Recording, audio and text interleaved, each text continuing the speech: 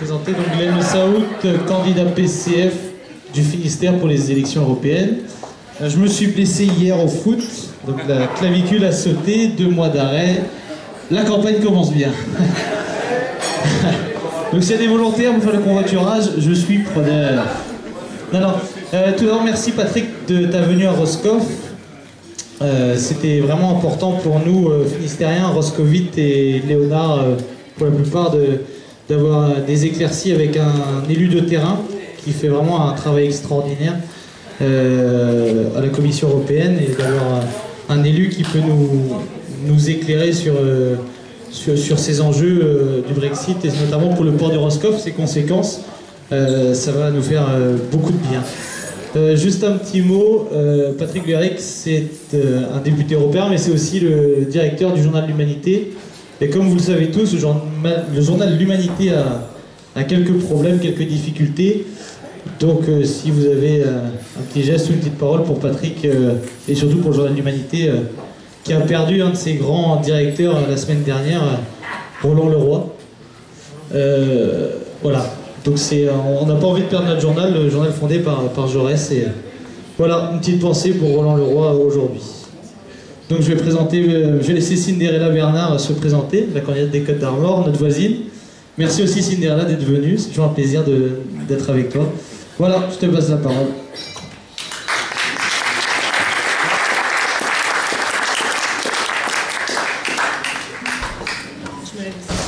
Donc, bonjour à tous. Vous m'entendez? Ouais. Donc pour ceux qui ne me connaissent pas, Cinderella Bernard, je suis conseillère départementale dans les Côtes d'Armor, présidente du groupe communiste. Je suis élue à Bégard, donc entre Guingamp et Lannion. Et donc c'est vraiment Glenn, le local de l'étape.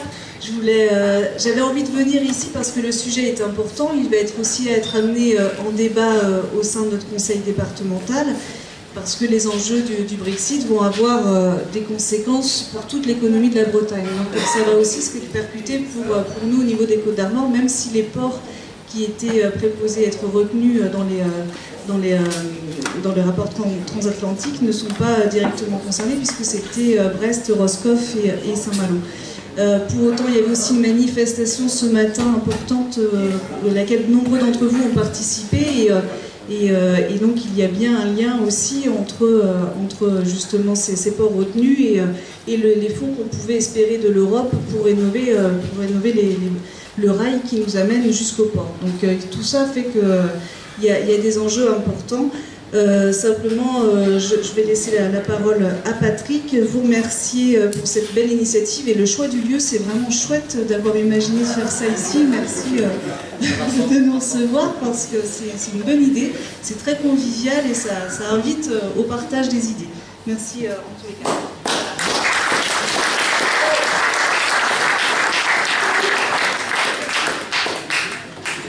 Bonjour à chacune et chacun d'entre vous. Je vais vous donner quelques éléments que vous connaissez déjà peut-être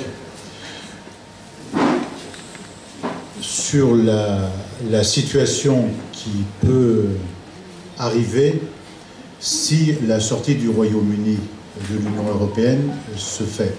Vous savez qu'aujourd'hui, il y a beaucoup de discussions entre le Royaume-Uni et les institutions européennes, particulièrement la Commission, celui qui est chargé de négocier pour l'Union européenne.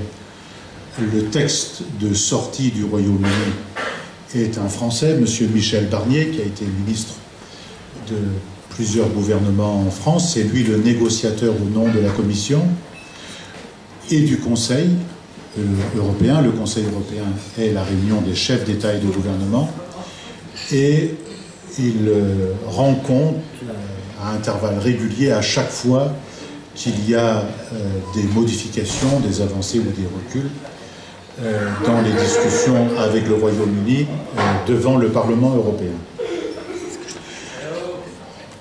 Cette discussion, elle est aujourd'hui au point où l'Union européenne a proposé un texte de sortie qui est extrêmement important, qui fait 650 pages, parce que chacun comprend bien que quand un pays, dès lors que nos économies, même une partie de notre droit est si imbriquée, il faut démanteler beaucoup de textes, beaucoup de lois européennes, de lois nationales qui avaient été préalablement votées depuis la construction, puisque le Royaume-Uni fait partie du premier socle des 6 pays fondateurs de l'Union européenne, même si le chemin depuis le début, avec, vous connaissez ces fameuses phrases avec Madame Thatcher, même si depuis le début la coopération a été chaotique, il n'en reste pas moins que ce qu'il faut démanteler est très important, et ça concerne le Royaume-Uni, mais ça concerne les autres pays européens, dont les habitants d'ici, on va le voir tout à l'heure, sur un certain nombre d'accords que nous avons. La division qu'il y a aujourd'hui au Royaume-Uni dans le Parti conservateur et un peu dans le Parti travailliste conduit à ce qu'il n'y a pas aujourd'hui d'accord du gouvernement ni du Parlement britannique sur le texte qui a été proposé par l'Union européenne. Un texte très difficile à écrire parce qu'il y a certes les rapports entre le Royaume-Uni seul et l'Union européenne qui perdrait un pays, mais il y a aussi d'autres enjeux. Par exemple, il y a un enjeu extrêmement important qui nous tient, nous, beaucoup à cœur en Bretagne, c'est l'accord qu'il y avait sur le respect de l'Irlande du Nord, ce qu'on a appelé l'accord du Vendredi Saint, mais qui était un accord qui était garanti par l'Union européenne. Aujourd'hui, cet accord, dans le texte tel qu'il est garanti par l'Union européenne, mais il existe des forces au Royaume-Uni et en Irlande pour le remettre en cause, y compris des parlementaires qui le remettent en cause. Donc il y a une série de développements. Alors aujourd'hui, on est entré dans une phase un peu nouvelle depuis quelques jours, puisque d'une part, la Première ministre britannique, Madame May, elle dit qu'on pourrait repousser encore la sortie et voir la signature d'un accord, ce qui pose beaucoup de problèmes. Par exemple, un problème très pratique, est-ce qu'on peut faire les élections européennes le 26 mai prochain si on n'a pas d'accord, comme il était convenu, le 29 mars? Parce que si le Royaume-Uni ne sort pas de l'Union européenne, il faut donc élire des députés du Royaume-Uni dans le Parlement européen.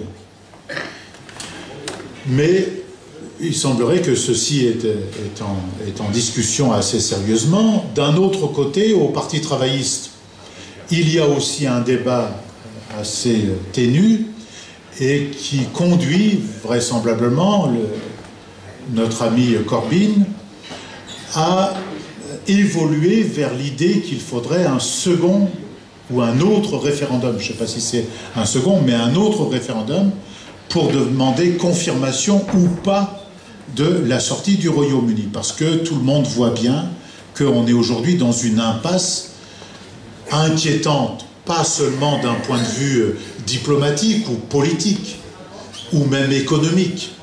On est dans une impasse y compris pour les populations britanniques et aussi les nôtres. Donc à propos du sujet d'aujourd'hui, je veux vous donner quelques éléments. Il y a plusieurs problèmes qui nous sont posés. La question ici et dans nos ports de l'Atlantique, des enjeux liés au trafic, au commerce et donc aux douanes. Si le Royaume-Uni sort, il faut créer à Roscoff, ailleurs aussi, mais à Roscoff, des unités de contrôle, de douane, parce qu'il y aura des taxes d'entrée et des sorties, il y aura de la TVA. Donc, ceci aujourd'hui en l'état n'existe plus, a été démantelé au fil du temps, puisque c'était, comme on dit, un marché unique où il y a la liberté de circulation. Demain, on n'aura pas la liberté de circulation puisque le Royaume-Uni va être un pays extérieur à l'Union européenne, c'est-à-dire il sera dans la même situation que la Russie, que le Brésil, où il y aura des taxes d'entrée et de sortie pour les marchandises. Ce qui implique d'avoir des infrastructures ici, dans les autres ports, mais ici, parce que vous êtes un lieu d'entrée et de sortie voyageurs et marchandises. Il y a une autre question, seconde question, qui est celle des routes maritimes. C'est-à-dire, ici, Roscoff et tous les villes qui sont inscrites sur les panneaux sur ce port, Cork, Plymouth, etc., sont considérées comme des routes maritimes de la France vers le Royaume-Uni, beaucoup l'Irlande. Se pose au sein de l'Union européenne un premier problème, une première orientation qui est poussée par les pays qui sont plus ou moins assujettis à l'économie allemande, c'est-à-dire dont la monnaie, elle est plus proche du mark, de l'euro-mark, que de l'euro-franc. Et donc il y a la tentative aujourd'hui de créer une voie maritime qui privilégie les ports du nord, c'est-à-dire Zeebrugge, Anvers, Rotterdam, qui déjà, au fil du temps, notamment Rotterdam, a pris, et un peu inverse, mais notamment Rotterdam a pris le dessus sur nous, sur l'Orient, sur Boulogne, sur Bordeaux même pour partie, Nantes pour partie, pour certains trafics marchandises, ça dépend d'où ils viennent. Et donc il y a la tentative, il y a le débat aujourd'hui pour reconstituer cette zone, mais au détriment des ports français. Tous les ports de notre zone Manche et Atlantique seraient de ce fait-là défavorisés. Il faudrait d'ailleurs y ajouter, je ne vais pas allonger ni compliquer les choses, mais dans les projets que font les Chinois aujourd'hui, qu'on appelle les routes de la soie ont plutôt tendance, parce que le gouvernement français historiquement ne s'est pas inscrit dans ce programme, les routes de la soie, ou même les voies maritimes de la soie, débouchent plutôt vers les ports du Nord que Boulogne, Lorient, Brest ou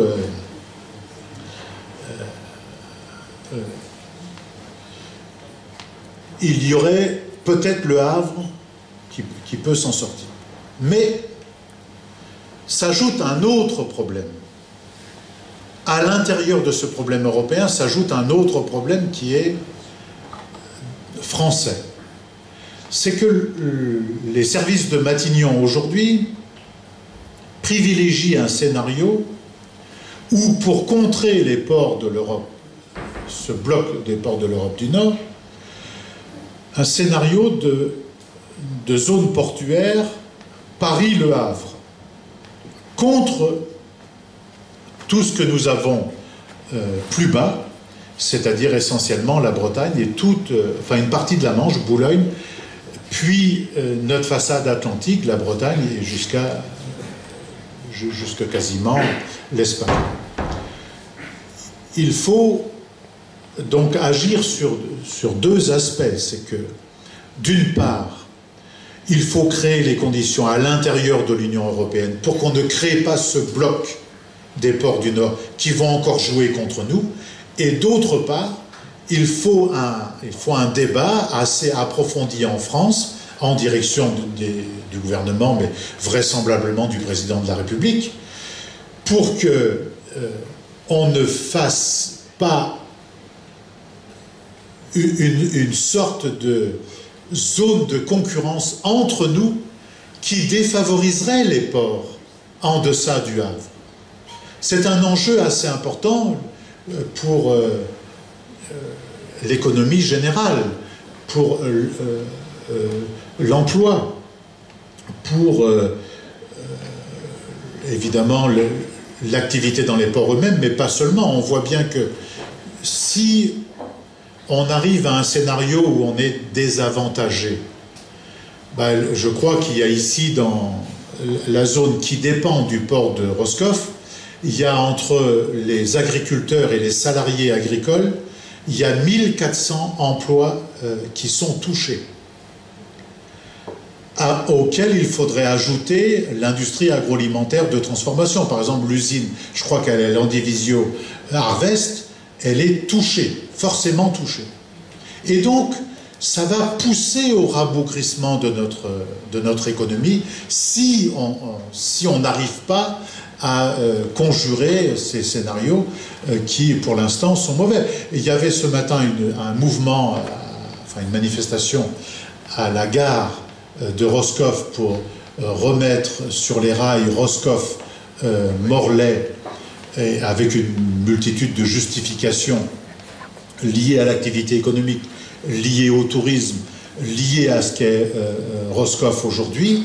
On voit bien que dans un scénario négatif, ça donnerait des arguments de plus à ceux qui ne veulent pas développer les gares de Roscoff, Saint-Paul, et puis la voie de chemin de fer.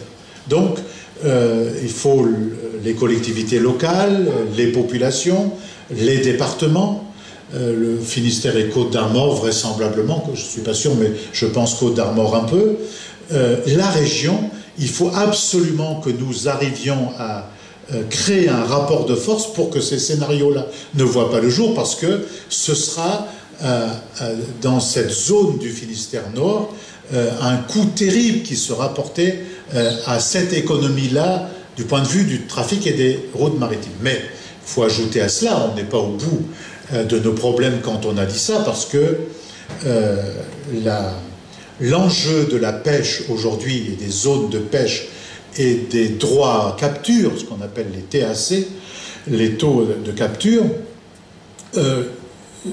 sont à notre détriment en cas de sortie du Royaume-Uni. Pourquoi? Parce que ce qu'on ne savait peut-être pas assez avant, c'est que les Européens en général, dont nous capturons plus de poissons dans ce qu'on pourrait appeler les eaux britanniques que les Britanniques dans les zones de pêche communes. Je crois que c'est quelque chose de très important. D'un côté, c'est 370 000 tonnes contre 90 000 tonnes. C'est d'ailleurs pour ça que, par exemple, les pêcheurs britanniques, parce qu'ils ont considéré qu'il y avait un déséquilibre en leur défaveur, moi je ne dis pas que c'est en notre faveur, je ne veux pas dire ça, mais ils ont considéré que c'était en leur défaveur, ce sont des gens qui ne veulent pas d'un accord doux aujourd'hui. Ce qu'on a aujourd'hui, par exemple pour la pêche, on a un accord transitoire, mais qui ne tient que pour 2019. Et l'autre disposition qui est prise, je crois qu'il est dégagé à peu près 12 milliards d'euros pour faire face à une crise. Mais vous savez, je vois ici des gens, Alain David, on a vécu ça, il fut un temps, peut-être d'autres, mais comme je le vois, on a été amené il y a 20 ou 25 ans de ça, au moment de l'émergence de l'Europe bleue, à se battre contre la destruction des bateaux et de la pêche artisanale. Or, le fonds européen qui est dégagé aujourd'hui, ces fameux 12 milliards, ce ne sont pas des fonds européens pour créer les conditions pour maintenir la flotte artisanale. C'est de l'argent qui est mis sur la table pour détruire à nouveau des bateaux et principalement de la flotte artisanale, parce que vous savez bien que elle ne tient pas, et justement pendant, je ne sais pas si on se rappelle de ça, pendant cette émergence de l'Europe, dite l'Europe bleue, vous vous rappelez que nous nous battions pour empêcher l'industrialisation de la pêche. Or, c'est ce qui s'est produit pour beaucoup, puisque maintenant, c'est par exemple les grands frigos sur mer de Intermarché qui nous ont damé le pion. Tous les ports, notamment de la côte du Finistère Sud jusqu'au Morbihan, assez bas dans le Morbihan, la pêche artisanale a pris des coups considérables dans un contexte où, pour ce secteur-là, c'est déjà pas brillant aujourd'hui, c'est extrêmement difficile aujourd'hui. Donc il y a beaucoup d'enjeux économiques, sociaux, qui sont en train d'être posés si le Royaume-Uni sortait de l'Union européenne, qui aurait des conséquences évidemment au Royaume-Uni, mais qui aurait des conséquences ici sur la vie, ici sur des familles nouvelles aujourd'hui ici. Et quand on regarde souvent, on dit, les commentateurs disent, mais il y a deux scénarios, il y a ce qu'ils appellent le Brexit dur et un Brexit moins dur, plus négocié. Mais quand on regarde ici pour vous, pour Roscoff, peut-être le scénario le moins dur, il est encore le plus dur pour nous ici. Et donc il n'y a pas, en vérité, il n'y a pas du tout de bon scénario. Et il n'y a pas donc d'autres issues pour nous. Il faut avoir le maximum de contacts qu'on peut avoir avec les syndicats britanniques, avec les organisations professionnelles au Royaume-Uni, il faut les avoir, mais il faut avoir ici de la vigilance et des actions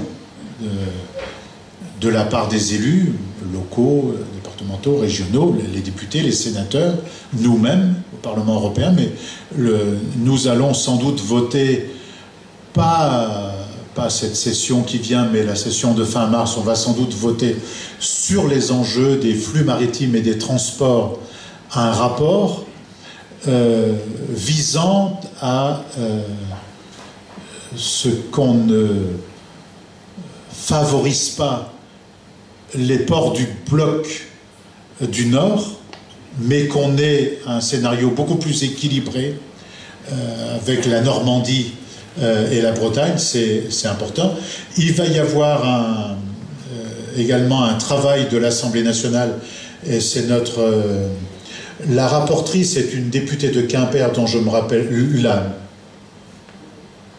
la rapportrice, oui c'est ça, c'est une députée de Quimper de La République En Marche, et le président de cette commission est un ami, un camarade, qui est l'ancien maire de Dieppe, Jumelles. Il n'est pas inutile que les organisations professionnelles ici, les élus, les contactent, et pour que dans ce rapport de l'Assemblée nationale, on fasse entendre les voix des populations ici, sinon il y a... Bon, elle n'est pas évidemment de mes opinions, c'est une députée de Quimper, donc je pense que du point de vue de l'intérêt régional, on va pouvoir s'appuyer sur elle, donc il faut donner des éléments, il faut la voir, il faut se rééquilibrer, parce que même mon camarade Jumel, il est à Dieppe, peut-être qu'il peut trouver un intérêt dans un scénario Paris, Le Havre, Dieppe et le reste. Donc, c'est pas pour critiquer mes amis, mais vous savez, on a toujours un petit chauvinisme régional, et quelquefois Roscoff, ça apparaît loin de certains yeux, donc il faut bien être là, et puis se mobiliser. Dans le mouvement qu'il y a autour de la gare de Roscoff, je crois qu'il faut mettre aussi ce débat. C'est-à-dire, il y a les questions des réformes ferroviaires dont j'ai entendu ce matin que tous les élus qui ont parlé, mis à part notre camarade de la CGT, oubliaient d'en parler, mais si on en est là, c'est parce que aussi on pousse au démantèlement de la SNCF, on ne donne pas les moyens à Réseau Ferré de France, et donc il faut absolument, ou plutôt SNCF Réseau, comme ça s'appelle maintenant, et que dans ce débat-là, on valorise les atouts locaux que nous avons. Parce que c'est pas la peine d'avoir de si belles choses, un si beau paysage, des activités maritimes, des activités de mariage, de pêche, du tourisme, comment on appelle ça, un centre de thalasso, voire un port de plaisance. Bon, nous, on n'a peut-être pas de nos bateaux dans le port de plaisance, ceci dit, ça participe de l'activité économique. Tout ça, peut disparaître en quelques années si nous nous prenons garde. Donc il y a un bel enjeu autour de tout ça et vous avez des belles batailles de ce point de vue à mener, je crois. Merci Patrick. Je cherchais le nom de la députée. Est-ce que ce serait pas Liliane Tanguy? Je crois que c'était 7e circonscription, c'est Liliane Tanguy. Voilà. Dominique Gontier, Commission maritime, PCF Finistère. C'est gentil de rappeler que ça existe. Moi, j'ai oui, 2-3 questions. La première, c'est sur la pêche, et en particulier sur le fait qu'on ait des rapports assez déséquilibrés en termes de prise de capture. N'oublions pas non plus que la pêche britannique est vendue à 70% en Europe. Donc il y a un petit levier là. C'est pas pour les prendre à la gorge ou au filet, mais enfin, les 80 000 tonnes, en fait, ils en vendent une grosse partie chez nous.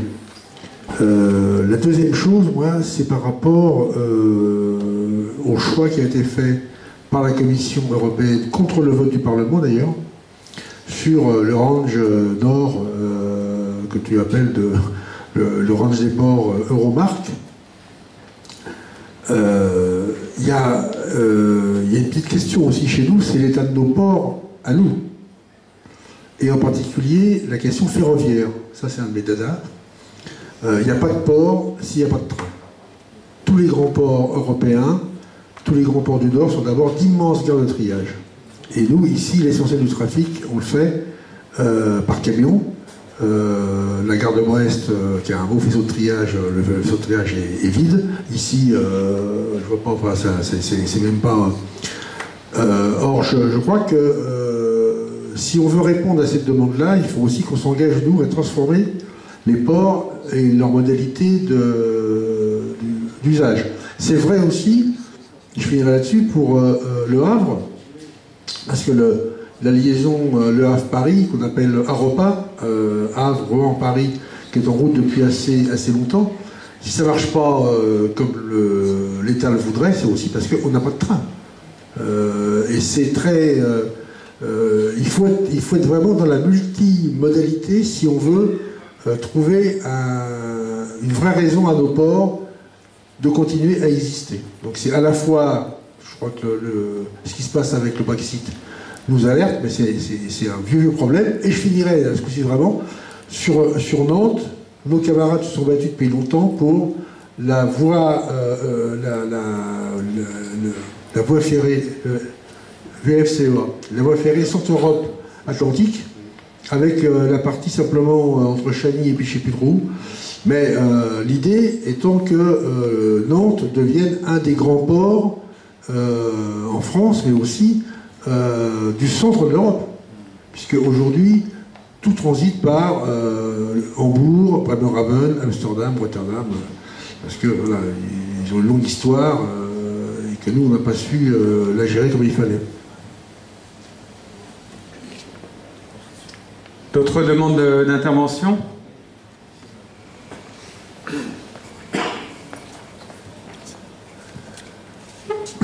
Bonjour Patrick, bonjour tout le monde.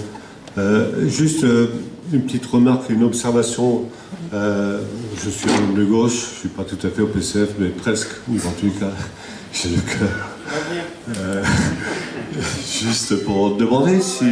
pour poser la question sur l'actuelle situation du Brexit, qui est, me semble-t-il, une émanation d'un refus populaire de l'Europe telle qu'elle est aujourd'hui dessinée, telle qu'elle est construite.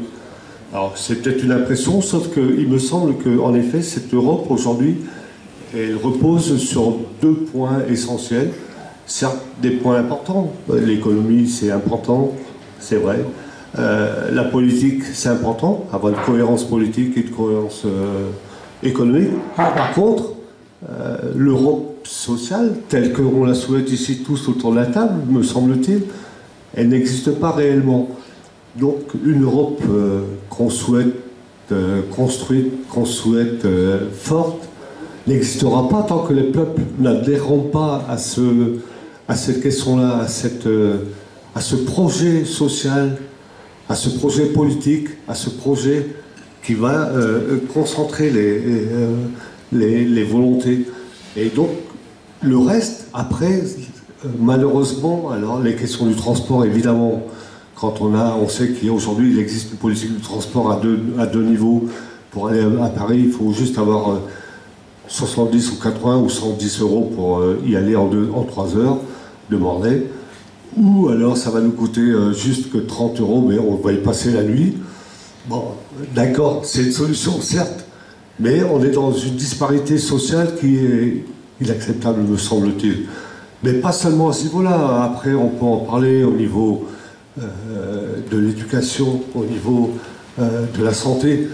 Je voulais juste poser les choses en ces termes-là et pas rester seulement au niveau du Brexit tel qu'il peut impacter au niveau économique sur la région ici. Je sais que c'est pas négligeable, mais voilà. Ça veut dire qu'il faut qu'on se repose des questions qui sont essentielles. Nous, politiques, enfin je suis élu municipal, juste ça. Mais pour autant, ce que je veux dire, c'est des questions qui sont essentielles, me semble-t-il. On ne construit pas un projet politique et social sans tenir compte de la masse des gens. Me semble-t-il, encore une fois de plus. Voilà, c'est tout. Merci. D'autres interventions? Gérard Lebricaire. Oui, merci Patrick. Voilà, tu as dit une chose que je trouve importante, c'est comment on va pouvoir donc travailler rapidement sur tous ces sujets, les conséquences du Brexit. Et je pense notamment ici à la BAI, donc la Brittany Ferries. J'ai cru comprendre avec quelques échanges avec des camarades de la BAI, qui sont des camarades de la CGT, donc aux Fédérations des syndicats maritimes, qu'ils avaient un peu de respiration parce que la Brittany vient d'obtenir donc une attribution pendant 1 an, je crois, d'une liaison maritime avec la Grande-Bretagne, avant la mise en concurrence généralisée, si le Brexit, donc, si à la sortie donc, du Brexit.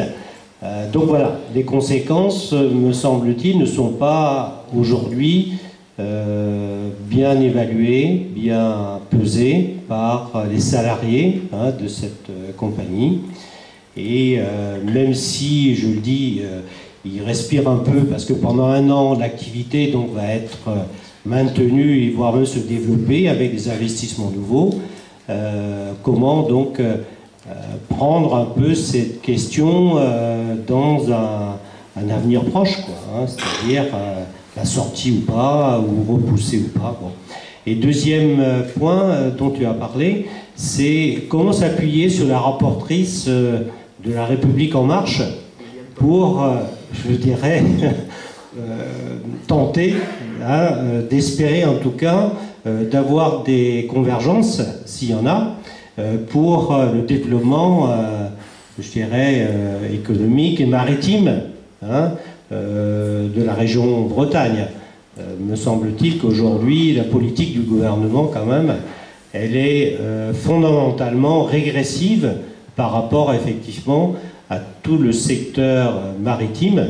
Et j'en veux pour preuve, et tu as dit très clairement, l'axe, ça a été répété, l'axe Paris-Le Havre avec Aropa, c'est pour tenter effectivement par la liaison fluviale de concurrencer le Ranch Nord, et il me semble-t-il que le canal Seine-Nord, qui était aussi dans une voie royale, je dirais, on pourrait dire une grande piscine, une grande autoroute fluviale, ne verra pas, je dirais, son coup de pioche de sitôt, me semble-t-il. Donc voilà, il y a un véritable problème dans ce pays au niveau, je dirais, de la mise à niveau du transport globalement de marchandises, donc de trafic marchandises, que ce soit sur rail, que ce soit sur le fluvial, que ce soit également sur le cabotage maritime. Et aujourd'hui, les autoroutes de la mer, il y en avait une qui faisait Nantes-Rironne, qui a été asphyxiée, qui aurait dû redémarrer, qui, je pense, a des difficultés. Tout ça parce qu'on est sous un régime de la concurrence féroce, l'ouverture de cette concurrence, et je pense qu'il faut effectivement continuer d'exiger que la France, au niveau maritime, gagne son pavillon français, qu'il s'agisse effectivement des activités comme la BAI, le transport maritime, avec une route maritime, qu'il s'agisse dans les années qui viennent pour le développement de l'énergie éolienne en mer. Là, on est en train de nous faire encore, je dirais, régresser de façon considérable et pour longtemps, parce qu'effectivement, le pavillon français est en train de se perdre, parce qu'on ne veut pas aujourd'hui créer effectivement des conditions favorables pour que le maritime en France, avec de beaux pavillons français et des marins extrêmement qualifiés, puissent effectivement travailler sur le littoral de la France par rapport donc aux navires de service, l'entretien de l'éolien offshore, et tout ça donc serait attribué par des concurrences abominables à des compagnies effectivement low cost ou des compagnies, on pourrait dire, au moins-disant social, comme c'est le cas partout, quoi. Merci.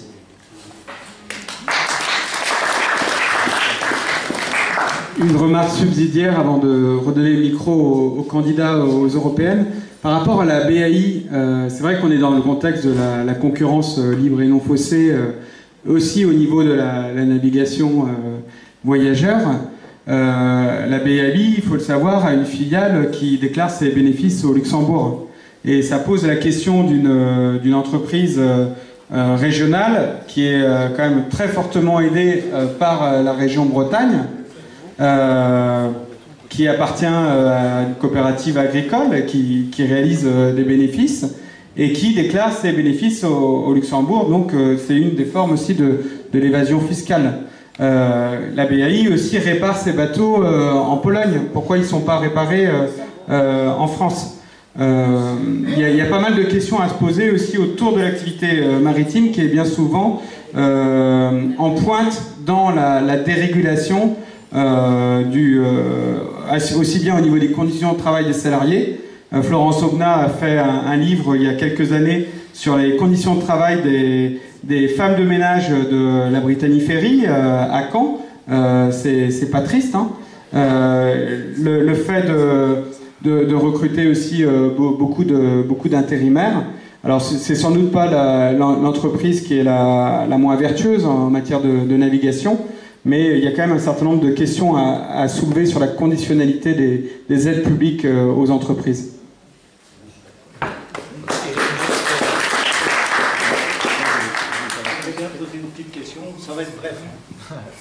Oui, bonjour Patrick.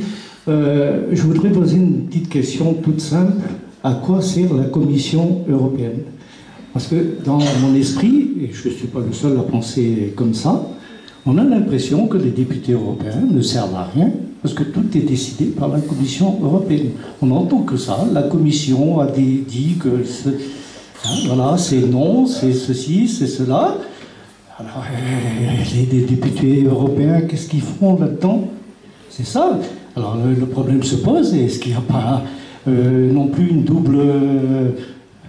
il y a deux entités, là, mais qui se mettent pas d'accord? Je ne sais pas. Enfin, je pose la question. Hein. Et je ne pense pas me tromper en disant que s'il y a autant d'abstention aux élections européennes, c'est parce que aussi, là, il y a le trouble là-dedans, c'est que les gens s'y retrouvent plus. Et je regrette, mais les députés européens sont élus par le peuple. Les commissaires européens, on ne sait pas... voilà. Donc voilà, je vous pose la question. Roger, tu voulais faire une intervention? Très court alors, parce que oui, merci Glenn. Non, mais c'est vrai que cette question, ce sont des questions très complexes, effectivement, avec plein des enjeux considérables. Et je crois aussi qu'il faut partir, à mon sens, et tu as, à mon avis, parfaitement raison, de la perception qu'ont les gens de la situation actuelle, qu'on leur donne, qu'on leur fait aujourd'hui en Europe, et de la construction qui s'est faite au fil du temps, contre laquelle d'ailleurs les communistes se sont battus à l'occasion de chaque traité. D'ailleurs, je ne me souviens pas d'un seul traité qui n'ait été combattu par nos forces, et on est sans doute les seuls de ce point de vue-là. Je n'irai pas plus loin. Simplement, les conditions, ce qui a amené les Anglais aujourd'hui, enfin la population, donc à décider de s'orienter vers un Brexit, c'est parce que les conditions qui sont faites aujourd'hui sont insupportables pour les gens. Et ils ont raison de ce point de vue-là. L'Europe du capital qui s'est construite, l'Union européenne, c'est l'union, comme tu l'as dit, sur la règle de la libre concurrence, la concurrence libre et non faussée, le libéralisme à tout craint, et tout ce qui est peu ou prou, tout ce qui gêne cette construction, il faut la jeter aux orties. C'est comme ça que ça s'est fait, et aujourd'hui, donc, c'est pas étonnant qu'on en soit dans cette situation-là, et que dans les peuples, de tous les peuples d'Europe, beaucoup disent, bah non, ça suffit, ça on n'en veut pas. Ils ont parfaitement raison. La seule chose après, à mon avis, c'est qu'il ne faut pas cultiver l'illusion qu'une fois qu'on a quitté l'Europe du capital, on va être tranquille dans un Royaume-Uni du capital encore plus libéral. On n'aura pas réglé la question fondamentale, et ce sera encore les petites gens et monsieur et madame tout le monde qui vont en subir les conséquences. Donc la question aujourd'hui, elle est centrale, ne peut pas être déconnectée de cette question politique. De quelle Europe on veut aujourd'hui? Et moi j'aurais tendance à résumer résumer c'est un peu lapidaire et un peu réducteur parfois, mais s'il y a un mot d'ordre à dire, c'est non à l'Union européenne, oui à l'union des peuples souverains d'Europe, et c'est ça qu'il faut construire. Je pense que nous on a des propositions donc là-dessus, et il faut qu'on les pose hardiment pour ne pas que les gens s'en remettent donc aux propositions qui sont faites par les populistes de tout poil.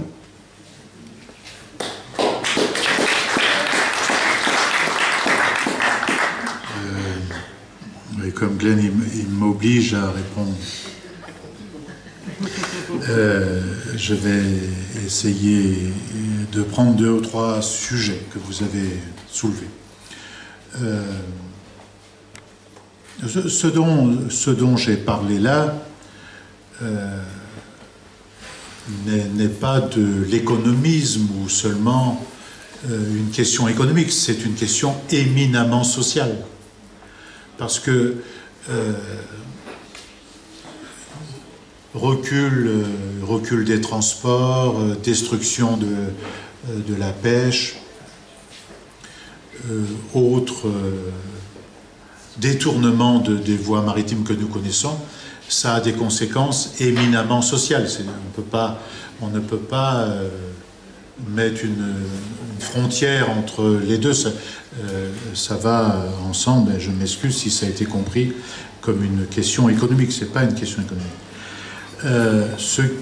Et c'est vrai que c'est l'insatisfaction, c'est le mécontentement dans les couches les plus populaires chez les travailleurs qui a conduit une majorité de ces gens-là à voter la sortie de l'Union européenne. Mais ils ont voté la sortie de l'Union européenne pas à l'appel de progressistes. Ils l'ont fait sur les bases les plus mauvaises qu'ils soient. Parce que ceux qui ont promu le parti de l'UKIP, le parti de M. Farage, dont on voit le grand talent au Parlement européen, n'est pas sur une base progressiste, c'est une base qui vise à favoriser la City de Londres. On utilise toujours les plus pauvres pour voter en faveur de mesures qui ne profiteront qu'aux plus riches. C'est sur cette base-là que s'est fait la sortie. Comme quand en Hongrie on choisit un président, Premier ministre ultranationaliste, régressif, on croit que c'est pour son bien. Mais à la fin du film, on a, comme en Pologne, comme en Autriche, maintenant en Hongrie, vous allez devoir travailler jusqu'à 72 ans, 67 ans en Autriche.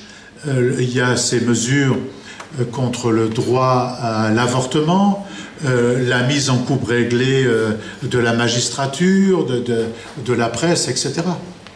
Et ça, c'est sur un fond de mécontentement, sur un fond d'aspiration sociale, certes, mais qui est détourné. C'est ce qui se passe aussi chez nous. Ce qui se passe chez nous en ce moment est exactement cela. On organise un faux duel entre un gars qui a écrit, il n'a pas écrit La Poste, c'est vrai, sur son front, mais il a volé un mot. Il met le mot progressiste sur son front. Et il fait la politique la plus régressive qu'on ait eue. Elle est bien plus régressive que celle de Sarkozy ou de Giscard d'Estaing. Bien plus régressive. Mais il a mis progressif sur son front et il a désigné un ennemi. Et il a dit, mon ennemi, il est bien pire que tout ça encore. C'est l'extrême droite. Et non seulement il dit ça, mais il dit, vous voyez bien, comme dans le scénario des élections présidentielles, vous n'avez que deux choix possibles. Soit moi, soit mon ennemi principal. Et le reste, il nettoie le plancher. C'est ce qui est à l'œuvre aujourd'hui dans la majorité des pays du monde. Ce n'est pas seulement dans l'Union européenne. Et pourquoi il en est ainsi? Parce que le capitalisme, il est dans une crise telle qu'il ne peut pas en ressortir. Il a besoin de béquilles. Et sa béquille, c'est ce duo-là. Regardez dans tous les pays du monde. Ici, on emmène le chargé d'affaires de Bercy, de Rothschild à Bercy, puis à l'Élysée. Aux États-Unis, on prend le mec le plus riche. En Turquie, il en est de même. C'est les mecs des plus grandes fortunes. Et au Royaume-Uni, c'est pour favoriser le Brexit et contre évidemment les mineurs, les pêcheurs et tous les travailleurs que le scénario est en train de se refermer aujourd'hui, sans qu'il leur sera possible de s'en sortir. Et c'est vrai ce qui a été dit, le fond de cela, c'est que non seulement l'Europe, elle n'est pas sociale, elle est antisociale. Parce que quand vous créez une communauté de peuples et de pays, et vous leur dites, vous êtes tous ensemble, on est bien copains, il faut s'unir, mais la conclusion de tout ça, c'est que toi tu vas toucher 1200 €, mais l'ouvrier roumain à qui je vais délocaliser ton usine Renault, je vais la mettre là-bas, il sera payé 150 €, et le Polonais à qui j'aurais enlevé les usines d'électroménager que je mettrai dans une zone franche en Pologne, lui il aura 200 €. Mais quand même, on est une communauté. On n'est pas une communauté d'intérêt. On n'est pas une communauté de destin. On n'est pas une communauté sociale. On n'est pas ensemble. Il y a des dirigeants qui font discours et qui font profession de nous faire croire qu'on est ensemble, soi-disant pour la paix, mais la vérité, c'est qu'on développe la guerre économique qui provoque une Europe antisociale. Parce que pendant que l'ouvrier roumain, il est à 150 €, eh bien on dit à l'ouvrier français, toi tu n'auras plus d'augmentation de salaire avant que tu seras au même niveau que le roumain. C'est exactement l'inverse. C'est exactement l'inverse du raisonnement qu'il faudrait faire si on était une communauté d'hommes et de femmes se donnant un destin commun. On devrait dire, l'ouvrier roumain n'a que 150 €, on va créer les conditions pour qu'il monte rapidement, 2 ans, 3 ans, 4 ans, 5 ans, 10 ans s'il le faut, mais on va arriver tous à une harmonisation, sans oublier qu'il faut quand même augmenter l'ouvrier français, l'ouvrier allemand et même l'ouvrier luxembourgeois. Il faut quand même les augmenter. Donc, où se joue le différentiel? Mais le différentiel, il se joue sur la plus-value qui est réalisée par Renault. Quand Renault va en Roumanie contre nos propres territoires et contre nos usines, la plus-value réalisée par Renault, elle est la différence entre notre petit SMIC et les 150 € du roumain. Et donc, le surtravail qu'il récolte de ça doit être donné à l'ouvrier roumain. S'il y avait de la logique, s'il y avait de la solidarité, on dirait on le donne à l'ouvrier roumain et Renault, vous allez créer des conditions pour qu'à l'endroit où vous êtes parti en France, on ait une activité nouvelle, où on formera les gens. Mais on ne mettra pas vos gens, les gens de vos usines à la porte comme ça, sans formation, sans rien. C'est ça le débat qu'il faut avoir. Et donc la question de l'harmonisation par le haut de la rémunération des travailleurs est posée. Il est posé également le maintien des systèmes de protection sociale et de ne pas de casse des sécurités sociales. Parce que l'Union européenne, vous savez, quelqu'un demandait à quoi ça sert le Parlement européen. Ben vous savez, sur deux rapports, à 4 reprises, on nous a emmené un rapport visant à une sorte de protection sociale minimale dans toute l'Union européenne, c'est-à-dire la CMU, pour nous tous. Et on aurait démantelé les systèmes de protection sociale de chacun des pays, au nom de ça. Pourquoi? Ben parce qu'ils ne servent pas à un système humain, ils servent à un système des assurances, qui fait de l'argent sur notre santé. 3 fois ou 4 fois, on nous a emmené des rapports sur les retraites, avec l'idée de la retraite par capitalisation, qui d'ailleurs infuse les milieux gouvernementaux, puisque la retraite par capitalisation, elle est dans les tuyaux en France, dans la prochaine retraite, ou la retraite par points, qui est une arnaque monumentale, parce que n'auront de retraite que ceux qui auront pu cela payer. Et donc, ce n'est plus le système universel issu de la libération inventé par Ambroise Croizat. C'est tout autre chose qu'on est en train de vouloir faire aujourd'hui. Eh bien, ce qui est en débat, ce qui est dans les combats aujourd'hui des peuples européens, des travailleurs européens, c'est trouver les moyens de se solidariser pour monter à la fois les rémunérations, les systèmes de protection sociale, les systèmes de retraite, les systèmes d'assurance chômage. Le débat aujourd'hui, par exemple chez nous, il n'est pas tombé du ciel, c'est pas parce que c'est un super génie le gars qui est à l'Élysée, c'est que la vérité, c'est qu'il s'aligne en permanence sur le moins-disant social. Et donc vous êtes au chômage, eh bien on va vous donner une petite allocation, mais alors vous allez travailler gratuitement. Vous pourrez aller travailler gratuitement pour le patron. Ben, c'est quoi ce système? Ben, c'est ce que font les fascistes autrichiens, ce que font les conservateurs du Royaume-Uni, c'est-à-dire le job où les Italiens, les fachos italiens, qui viennent de faire exactement cette mesure. Parce que tout le monde dit « Monsieur Salvini », et puis son copain de 5 étoiles. Mais on ne dit pas la vérité aux gens, il faut dire la vérité.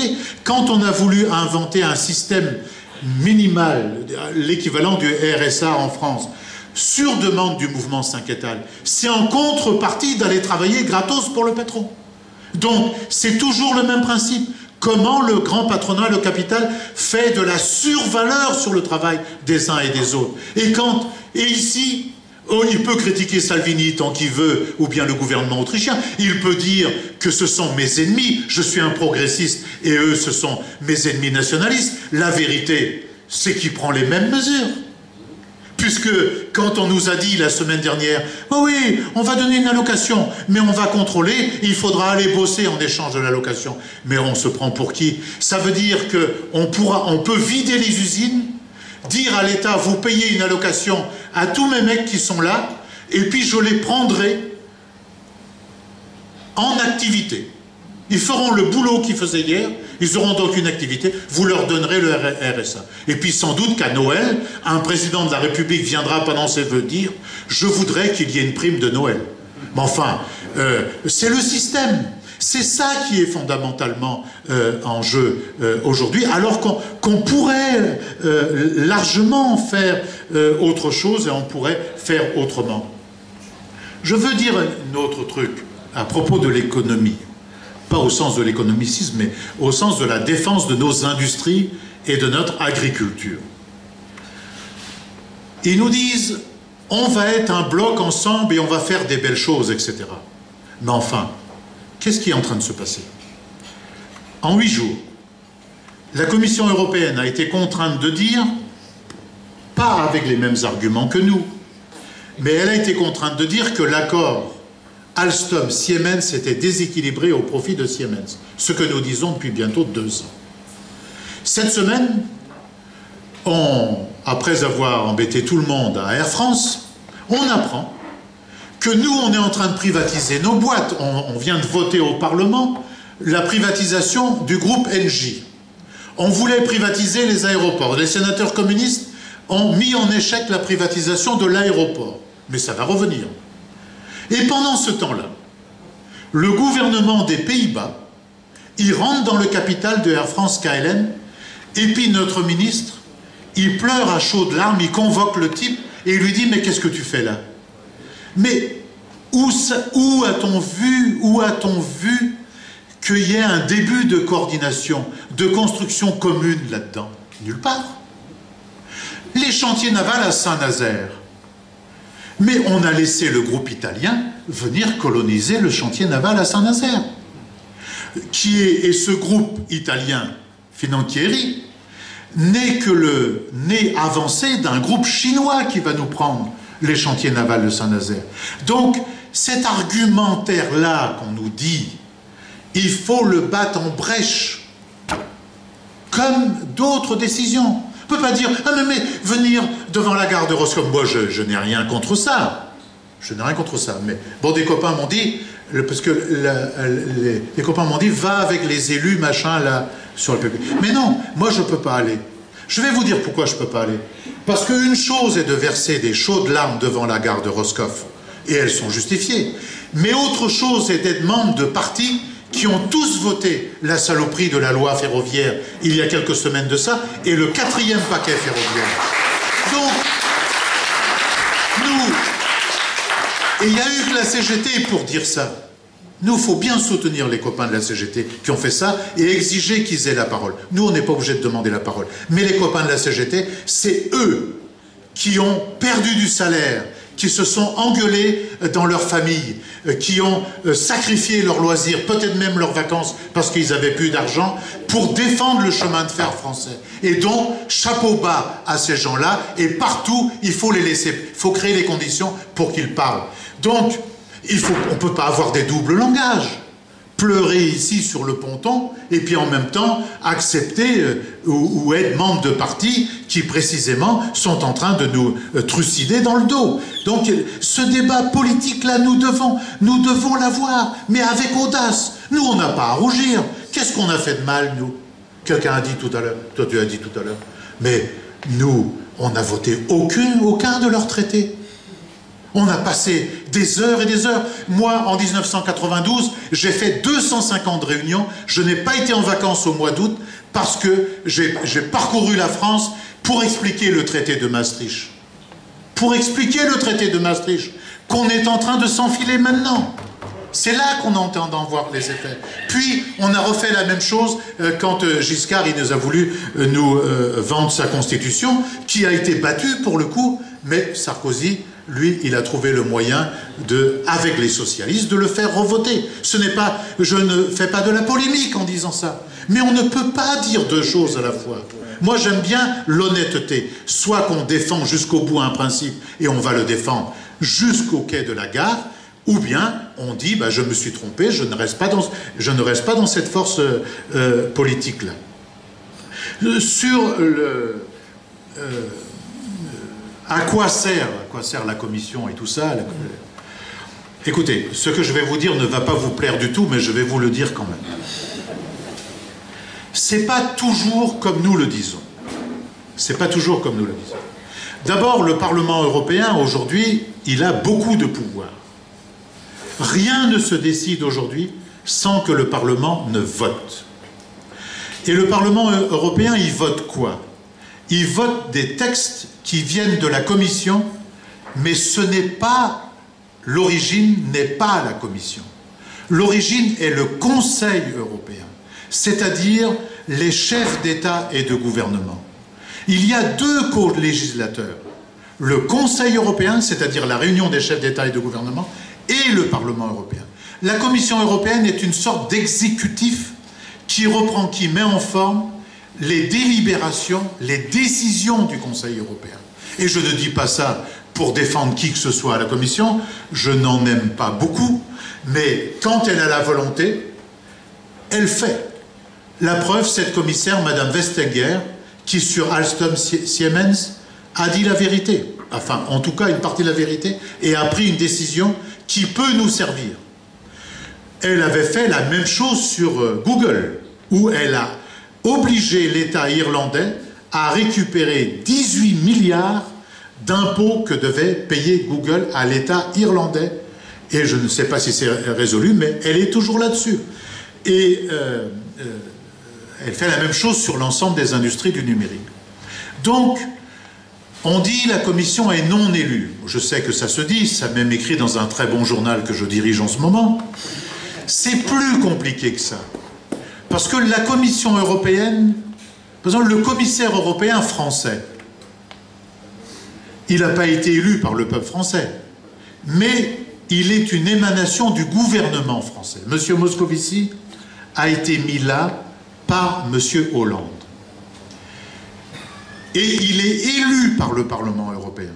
Les commissaires européens sont élus ou pas élus par le Parlement européen, et le Parlement européen, il a un pouvoir de censure sur la Commission dans son ensemble ou sur tel ou tel commissaire. Pourquoi vous dis-je ceci? Parce que les députés européens, c'est plus important qu'on ne le croit. Ne pas aller voter aux élections européennes, c'est continuer à laisser faire ce salmigondi. Contre nous. Contre nous. Parce que quand le Parlement européen, il a une autre majorité, il vote autre chose. Par exemple, moi j'ai terminé la semaine dernière un travail qui dure depuis 2 ans, dont personne ne parle et tout le monde s'en fout, c'est dommage. Il y a 11 millions de travailleurs qui sont exposés sur leur lieu de travail à des produits cancérigènes.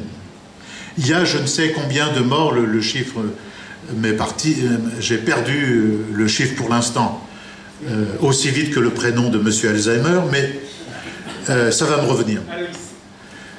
Eh bien, on vient on va finir, là, je crois, la semaine prochaine ou la semaine d'après, en commission, nous avons voté pour 22 de ces produits. Maintenant, le fait que les travailleurs, les ouvriers, et c'est l'ouvrier qui est sur la route, qu'on voit tous les jours, qui est en train de faire du goudron, l'autre qui est sur le toit d'une maison, enfin, celui qui est victime des émanations de gasoil, de diesel. Mais ça, c'est un vote qu'on va faire, que vraisemblablement le Conseil va maintenant accepter, puisque on a battu le Conseil européen sur notamment le diesel. Le Conseil européen ne voulait pas le mettre. Nous l'avons battu. Et on va avoir cette décision. Quand il s'est agi de sauver le fonds d'aide aux plus démunis, le fonds d'aide aux plus démunis, il était rayé de la carte, dans un accord entre M. Sarkozy et Mme Merkel. Nous l'avons réintégré. J'ai passé des semaines et des semaines à faire ça. Je sais que personne n'est au courant de ça, mais j'ai passé des semaines et des semaines. J'ai même dû combattre des parlementaires de la gauche de ma propre commission qui voulaient avoir un compromis plus bas. À l'époque, j'étais pas nombreux, j'étais le seul parlementaire communiste français. Ben, on a quand même réussi. On les a quand même eus là-dessus. Donc, nous faisons des lois, des directives qui sont après transposables dans le droit national. Mais là encore, nous venons définitivement mercredi après-midi, bon, ça ne vous concerne pas directement, encore que nous venons de faire voter une directive, une loi qui va rétribuer les écrivains, les cinéastes, les journaux et les journalistes contre Google qui leur pille leur travail. Et là, c'est pareil, la Commission, le Conseil européen va être d'accord sur le texte. Là, nous allons le revoter je ne sais pas si j'ai session la semaine prochaine ou la semaine d'après, mais dans la quinzaine, là, nous allons le voter. Donc, sur les institutions européennes, parfois nous ne sommes pas assez précis. Mais c'est vrai qu'au Conseil européen, il n'y a pas beaucoup de communistes. Il n'y a même pas beaucoup de socialistes. Je crois qu'ils sont 3 socialistes. Et malheureusement, trop souvent, pas toujours, mais trop souvent, ils s'alignent sur le collège des commissaires, ils s'alignent sur M. Juncker, parce que le vice-président de la Commission européenne, M. Timmermans, est un socialiste des Pays-Bas, c'est l'ancien Premier ministre des Pays-Bas, et bon, ils sont souvent d'accord. Vous savez, c'est un système de co-accord, de co-gestion, qui est très mauvais d'ailleurs au fond, parce que ça ne fait pas évoluer les choses convenablement. Mais ce sont des choix politiques, ce sont des votes politiques que nous émettons. Alors est-ce que ça suffit pour transformer radicalement la construction européenne? Non. Mais pas plus qu'avoir un groupe à l'Assemblée nationale ne fait changer le capitalisme en France. Il faut la combinaison d'un mouvement social et d'un mouvement populaire puissant et la présence dans les institutions. Il faut pas le rapport de force. Le rapport de force, c'est le terrain. Le mouvement révolutionnaire, c'est le terrain qui le produit. Ce n'est pas seulement l'institution. Dans l'institution, on peut faire beaucoup de choses, mais on ne change pas le système, surtout dans le cadre du rapport de force que nous avons aujourd'hui.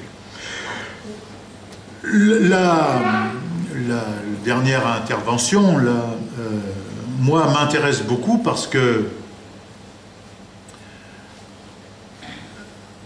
sur la nature de la construction européenne, sur les insatisfactions et sur le fait que c'est pas sortir ou rentrer qui fait changer quelque chose. Parce que le débat, il est trop faussé aujourd'hui entre le fait vous êtes dedans, donc vous acceptez tout, et vous allez sortir et on va rentrer dans le paradis. Je n'y crois pas un instant à ça. Moi, je crois en toute chose, du quartier à la commune, au département, la région, à la nation, l'Union européenne et au monde, je crois au rapport de force. La question n'est pas tellement de sortir de l'Union européenne ou de sortir de la France, elle est de sortir du capitalisme, ce qui n'est pas pareil. Et ça ne peut être que le résultat d'un rapport de force social, culturel, politique. Très difficile à construire, certes, mais nous sommes dans une période très intéressante pour ça. Ce qui se passe avec Corbyn au Royaume-Uni est intéressant. Ce qui se passe aux États-Unis même, et même si pour l'instant le président des États-Unis, il a toujours l'aval des couches populaires les plus en difficulté, des ouvriers, des mineurs de charbon, les ouvriers de l'automobile de General Motors, ils continuent de soutenir M. Trump. Parce qu'ils ont l'impression que s'ils ferment tout, ils vont aller mieux. La vérité, c'est qu'ils ne vont pas mieux. C'est que lui, il ferme le pays, il veut mettre un mur avec les Mexicains, il est en train de fermer Ford à Blanquefort. C'est dans cette stratégie-là, et on voit bien donc à quoi ça mène. Même si je sais ça, ce qui est en train de se passer est quand même très très intéressant. Et ce qui est en train de se passer en France, avec, de manière compliquée, de manière chaotique, un début de jonction, en tout cas on commence à se parler, entre le mouvement social traditionnel, le mouvement ouvrier traditionnel et les gilets jaunes, qui sont très divers, qui sont la société, comme je les rencontre dans ma famille, dans mes voisins. C'est comme ça, elle est comme ça la société. Et donc, il y a bien sûr beaucoup de complications, il y a beaucoup de questions autour de ça. Mais ce qui est porté est très intéressant quand même pour nous. Parce que nous, on sait bien que ce n'est pas le rétablissement de l'impôt sur la fortune qui va tout régler, mais c'est quand même notre combat. Et derrière ça, c'est la justice fiscale. On sait très bien que le mot d'ordre, moins de parlementaires, c'est de la connerie à puissance 10. Mais ce qu'il y a derrière ça, c'est la démocratie. Oui, connerie à puissance 10, puisque vous aurez moins de parlementaires. Mais il n'y a qu'à ne pas en avoir du tout et mettre des généraux à nous gouverner. Ce sera bien plus simple, il n'y a qu'à nous le dire carrément. Il faut pas se laisser impressionner parce que c'est Macron qui est derrière tout ce bordel. Et donc, là, il y a quelque chose d'intéressant pour nous qui peut nous ouvrir demain un certain nombre de portes. D'ailleurs, ils sont malins. Ils sont malins. Comme ils ne veulent pas que des forces progressistes ou alternatives montent, eh bien, qu'est-ce qu'ils ont inventé? Il va tout faire pour qu'il y ait une liste de gilets jaunes, parce qu'il sait que ça va déplacer le débat, ça va lui permettre d'être en tête aux européennes, et il mettra peut-être le Front National deuxième, et encore, il n'est même pas sûr de son coup. Et il veut écraser les autres forces, il veut écraser toute force d'alternative. Est-ce que ça durera aussi longtemps que les contributions directes et indirectes? Ça, ce n'est pas du tout gagné.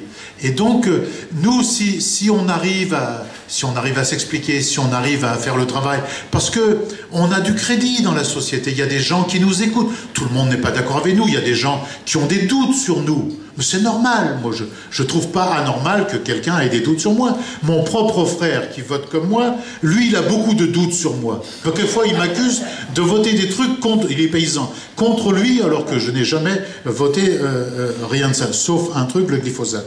Mais sinon pour le reste non.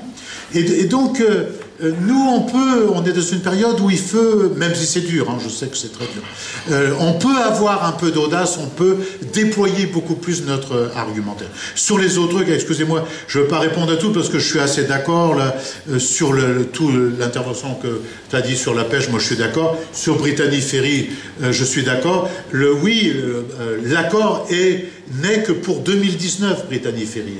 Tout ça va être renégocié et peut être assez inquiétant. Et par contre, la question du port du Havre est une question importante du point de vue du pays. Et donc le canal Seine reliant le Havre à Paris, il est très important. Mais et personnellement, je suis pour. Mais et le Havre pourrait être un pôle d'attraction considérable pour redéployer le pays. Mais ça ne peut pas se faire au détriment de tout ce qu'il y a après, de Boulogne jusqu'à Biarritz ou je ne sais où là-bas. Voilà, j'ai été trop long, mais bon, excusez-moi. Bravo Patrick. C'est ça le problème c'est pour ça que je voulais que tu répondes rapidement, parce que plus les questions s'entassent, plus les réponses sont longues et plus ça paraît long. Donc j'espère que ça a répondu à vos questions et interrogations, parce que c'était très intéressant. Est-ce qu'il y a d'autres questions des participants? Je voulais juste éclairer sur une chose. Voilà, c'est un débat organisé par le PCF. Il y a des gens qui ne sont pas adhérents, et c'est ça que nous apprécions, c'est l'ouverture et le débat. On peut avoir des contradictions, mais c'est très important pour nous d'avoir aussi l'avis des non-adhérents pour pouvoir répondre et discuter avec eux. Donc je passe la parole. Bon, je me présente, je m'appelle Olivier Le San, je suis au niveau local, je suis secrétaire de la CGT de Saint-Paul, mais je suis aussi marchand d'oignons en Grande-Bretagne. Donc j'ai fait 23 campagnes de vente d'oignons dans le pays britannique, hein, en Angleterre. Bon, j'ai vu l'arrivée du Brexit, c'est arrivé pas du tout par hasard. On a vu une arrivée massive d'immigrants, surtout venant des pays de l'Est. La Pologne, bon, il y a des accords entre la Pologne et la Grande-Bretagne. Le sud de l'Angleterre, en une dizaine d'années, a vu sa population immigrée augmenter de 50%.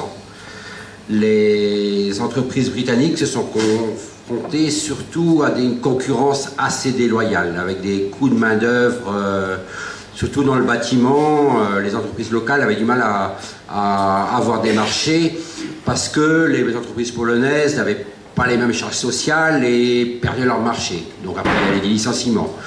Donc le prolétariat britannique s'est braqué en premier abord contre les immigrants.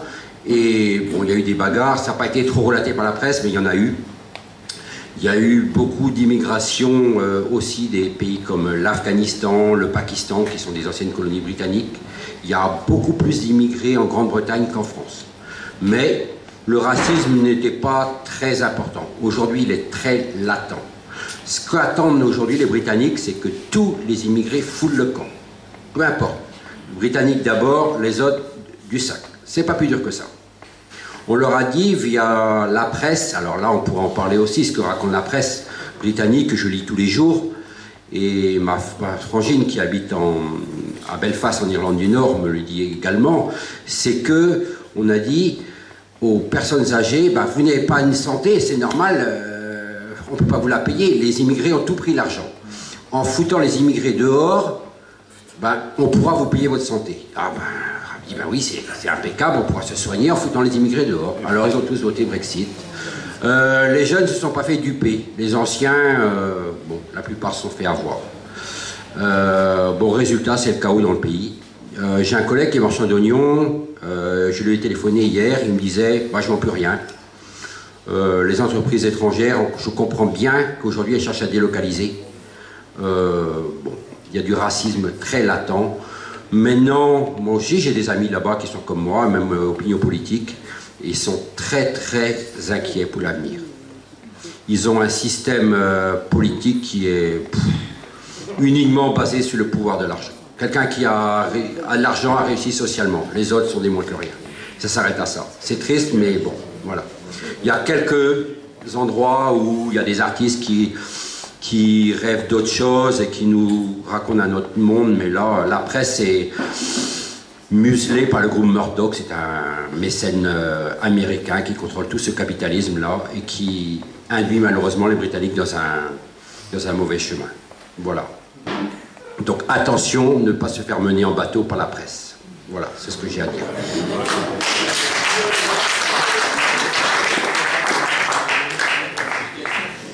Merci Olivier pour ton témoignage très fort et précis. Est-ce qu'il y a d'autres demandes d'intervention, de témoignages, de questions au candidat Patrick Le Yarrick? Juste un petit point. Bon, l'Union européenne met des quotas dans la pêche. Si les Britanniques sortent de l'Union, seront-ils encore soumis à ces quotas ou pas? C'est peut-être un problème environnemental à soulever.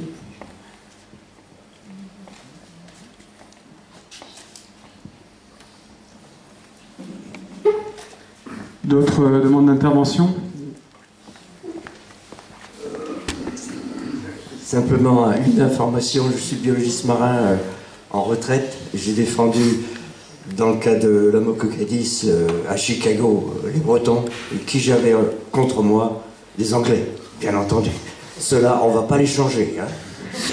L'anglais moyen, ça c'est très clair. Que ça soit de la pêche ou que ce soit des oignons, ça va pareil. Je voudrais revenir quand même sur l'aspect territorial. Moi, j'ai fait carrière, en tant que Roscovitch, j'ai fait carrière à Brest, et j'aimerais bien que Brest et Roscoff travaillent ensemble dans cette affaire-là. Il faut vraiment... au départ, on avait 2 CCI, maintenant il n'y en a plus qu'une. Est-ce qu'ils s'arrangent entre eux? Est-ce qu'ils sont capables de défendre un projet en quelque sorte de double? Parce qu'il ne faut pas non plus oublier nos copains bigoudins. Hein, les Dédé Lebert et compagnie, moi j'ai travaillé avec le Comité économique et social de Bretagne. Je peux vous dire que pour lui, il n'y a qu'une seule race à éteindre sur la terre, c'est les Anglais. Donc, il ne faut pas oublier que les bigoudins, toute leur pêche, à 80%, c'est chez les Anglais et chez les Irlandais. Hein, et pour nous, le bout du bout de la Bretagne, il y a la Bretagne, mais vous avez vu la presse locale aussi ces temps derniers. Le Parisien qui vient en vacances, il vient à Saint-Malo, il ne va pas à Saint-Brieuc, ou bien il va à Vannes, mais il ne va pas à Lorient. Donc la Bretagne, elle est coupée en deux à l'heure actuelle. Mais moi, je me bats contre le fait En fait, on a, nous, les intellectuels, disons les océanographes, on a voulu monter quelque chose à Brest. Aujourd'hui, il y a 2000 océanographes à Brest.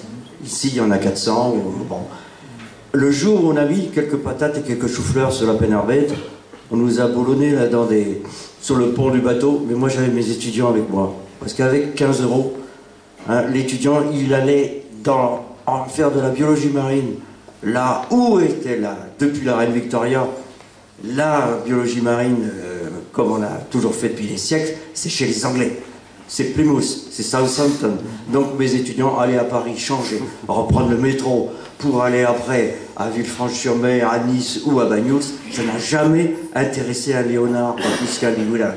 Nous, on les mettait sur les ferries et là, ils ont appris plein de choses. Et après, on a conquis aussi l'Irlande. Moi, j'ai bâti, simplement une information sans être long, j'ai bâti un programme européen avec des Espagnols, avec les Irlandais, les Écossais. Or, quand j'ai voulu défendre mon programme, j'étais à 1 an de la retraite, à Paris, on m'a dit « n'y pensez pas, n'y pensez pas ». Donc j'ai fait défendre mon projet par un Anglais. Et on a eu effectivement une cote extraordinaire, A+, classé premier. Pourquoi? Parce que mon copain anglais, écossais, pardon, attention, écossais, il était, lui, dans les couloirs à Bruxelles. Chose que les Français ne savent pas faire. Je ne parle pas des élus, hein, je parle des lobbies. Et dans la science, toute la science, c'est aussi qu'une affaire de lobby. Donc il faut être dans les couloirs à Bruxelles. Et j'aimerais bien quand même que sur le plan territoire, il n'y ait pas des Bigoudins et des Léonards qui sont de Roscoff ou bien de Brest. Il faut vraiment faire un paquet, là. Et après, politiquement, on verra bien. Parce que je peux avoir un parti communiste, mais je suis de gauche, quoi. Et donc, je suis désolé, je suis roscovite d'origine, mais personne ne fait sa carrière, évidemment, chez lui. Donc, je vais faire à Brest.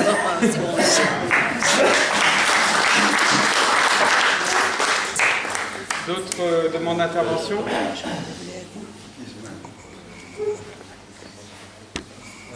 Je m'excuse de prendre le...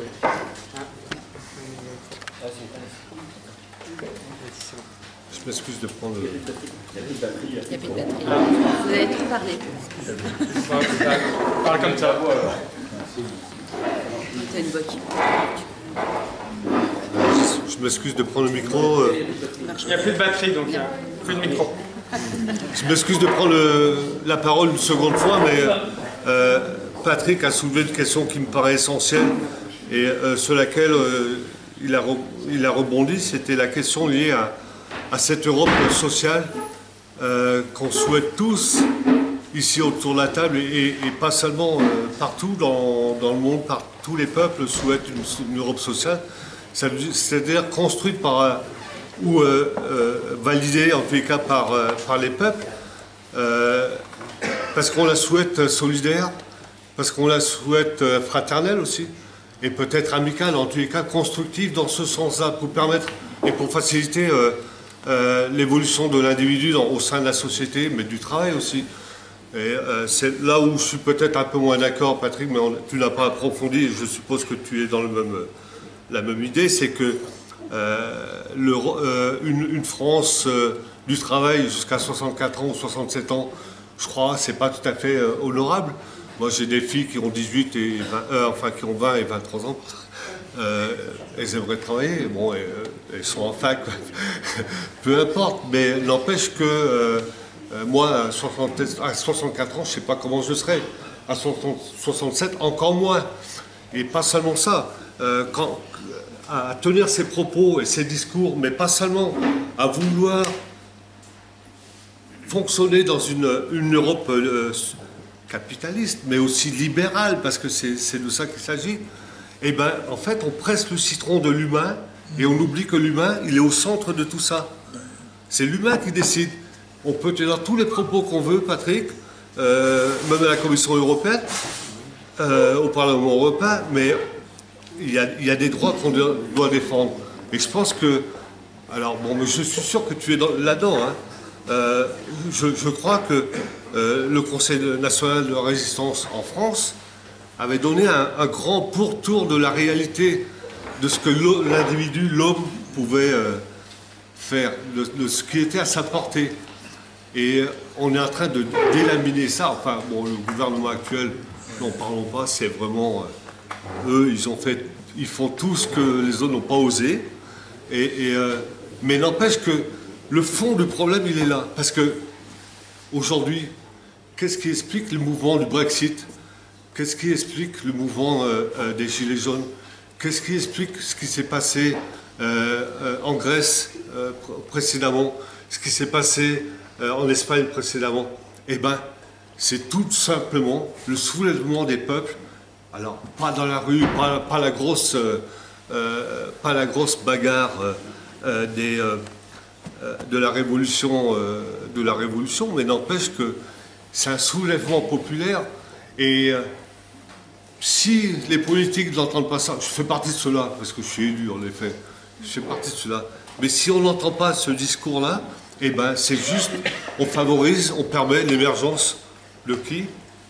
Ben, la blondasse, là. Enfin, ils sont partis, en tous les cas. Enfin, et ça, c'est pas terrible. Je suis désolé de parler comme ça des femmes, hein, mais je parle d'une femme. D'une femme. On a bien compris. Voilà, voilà, exactement. Et de ses idées, Voilà. Et là, on a besoin d'une réponse, Patrick. Pas moi, parce que moi j'ai perdu pas mal d'illusions, mais je crois en l'homme quand même, en l'individu. Mais j'ai envie de dire que tous les gens qui votent blanc aujourd'hui, tous les gens qui votent nul, et tous les gens qui ne se rendent pas aux urnes, il y a peut-être quelque chose qui se passe. Je sais pas, je pose la question. Je propose qu'on arrive sur une phase de conclusion en fait, et que nos candidats prennent la parole les uns après les autres.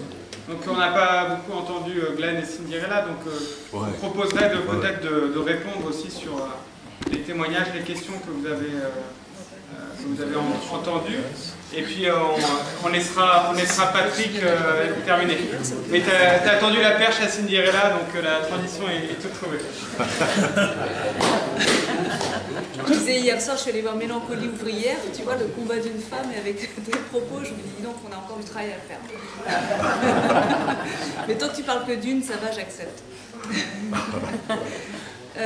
Non, je vais pas reprendre parce que Patrick a vraiment bien évoqué, bien répondu à toutes les interventions, et en plus en y mettant tout son cœur, et moi je trouve que c'est très revitalisant d'entendre ce genre de propos avec cette conviction, et ça fait du bien. Et je ne regrette pas d'être venue, ne serait-ce que pour ça. Simplement dire que par rapport à ce qui nous préoccupe aujourd'hui, au sujet qui est abordé, c'est-à-dire le Brexit, le Brexit nous montre bien que ce n'est pas la solution de sortir de l'Europe, qu'on ne sort pas comme ça de 50 ans de coopération, et qu'en plus, ça favorise quoi? Ça favorise le repli sur soi, qu'il soit économique ou qu'il soit humain. Et c'est surtout pas ce qu'on veut. Nous, on veut construire une Europe des gens parce qu'on croit en relations humaines, on croit à l'apport que peuvent apporter les gens entre eux, l'enrichissement, le partage des cultures, des savoirs, la solidarité, la coopération, c'est en ça qu'on croit. Et effectivement, aujourd'hui, on est dans un système qui nous coince, qui nous bloque, parce que c'est porté par le capital, par une logique du grand capital financier qui dirige toutes les politiques, et c'est ce qui fait qu'on en arrive avec les montées des nationalismes et des extrémismes dans certains pays. Mais j'ai envie de vous dire que ce qui se passe là concernant les ports bretons, où il y a des conséquences qui vont être dramatiques sur le plan économique, social, de l'emploi, mais aussi climatique, parce qu'on n'en a peut-être pas assez parlé non plus, mais ça remet aussi en cause justement les rénovations des voies ferrées. Et c'est nous, ce qu'on a toujours défendu, c'est le fret ferroviaire et maritime, les deux. Et donc tout ça est remis en cause. Donc c'est aussi un enjeu climatique qui est important. Et donc je pense que pour éviter justement parce qu'on a un combat à mener sur ces européennes, et le combat, c'est d'éviter que tout le débat soit accaparé entre Macron et le Rassemblement national. Donc j'ai beaucoup apprécié tout l'argumentaire que tu as développé, Patrick, qui nous donne des arguments après à développer sur le terrain, entre les politiques qui sont menées par Macron, qui sont très proches en fait du Rassemblement national. Et donc ces combats-là, qui sont notamment aujourd'hui la problématique des voies ferrées et de l'économie maritime, il faut qu'on se l'accapare, et il faut qu'on puisse justement travailler ensemble. Gérard me demandait tout à l'heure le comité de soutien de Floiret. Il faut absolument qu'on s'associe tous et qu'on mène un vrai mouvement social, et l'exigence du peuple de fonctionner autrement, mais de ne pas laisser ne pas laisser l'occasion en fait aux fachos hein, de s'accaparer ça et à ceux qui ont porté cette politique de noyer le poisson alors qu'ils en sont responsables. Donc il faut absolument qu'on se saisisse de ce qui se passe aujourd'hui pour mener ce combat-là, parce qu'il y a effectivement toutes les interventions, les initiatives que nous allons pouvoir faire, nous, en tant que candidats sur la liste l'Europe des gens contre l'Europe de l'argent, mais ce n'est pas suffisant. Ce qui vraiment est porteur pour les futurs électeurs, pour qu'ils intègrent bien que l'Europe aujourd'hui agit dans leur quotidien, c'est bien tous les combats qu'on va mener sur le terrain. On a vaguement parlé tout à l'heure très rapidement des personnes qui travaillent à domicile dans le cadre du maintien à domicile. Moi, hier soir, quand je regardais Mélancolie ouvrière, je me disais, mais finalement, aujourd'hui, les femmes sont toujours exploitées et ce sont les ouvrières du domicile, les ouvrières du maintien à domicile qui sont exploitées aujourd'hui, celles qui s'occupent des personnes âgées. Et donc, c'est un combat à mener aussi pour casser cette dynamique et dénoncer ce qui se passe quand on place l'argent en premier lieu et non pas l'humain. Donc voilà, je pense que tout ça nous donne matière à travailler pour les mois à venir. Et donc j'aurai du coup de bons arguments pour ma session parlementaire avec Alain Cadec que tu connais bien, hein, puisque c'est lui le président du conseil départemental, qui m'a dit qu'il apporterait son soutien à l'humanité. Et de la commission des pêches. Et de la comité des pêches et du Parlement européen, c'était pour ça qu'il fallait absolument que tu me donnes tous les tuyaux pour que je puisse le montrer. Voilà. Bravo.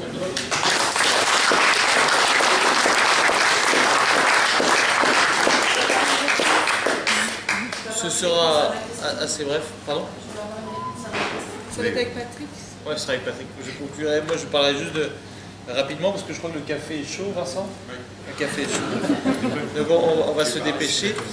Non, moi je parle plus de l'Europe des peuples. Alors ce Brexit représente un peu le climat actuel, c'est que chacun veut rester dans son coin, chacun veut s'enfermer. Et l'Europe idéale que je souhaite, et c'est là où les générations de communistes gardent ce flambeau, c'est des générations de peuples et de gens ouverts qui ne voient pas de différence entre un Hongrois, entre un Français, entre un Belge, entre un Espagnol, sauf quand c'est la Coupe du Monde. Et, non, cette Europe sociale, nous la souhaitons, nous l'avons toujours soutenue, cette Europe anticapitaliste, cette Europe du peuple et des gens. Alors oui, quand je vous entends, monsieur, vous me dites que vous ne voyez pas le travail des élus européens. On en a la preuve vivante avec Patrick Legarec qui fait un travail de tous les jours. Malheureusement, je pense que c'est un problème de communication et non pas de... Non, je sais, non. C'est ça, de la Commission européenne, qui cache absolument le travail des élus de terrain, et je trouve qu'il y a un problème de communication sur ce sujet-là.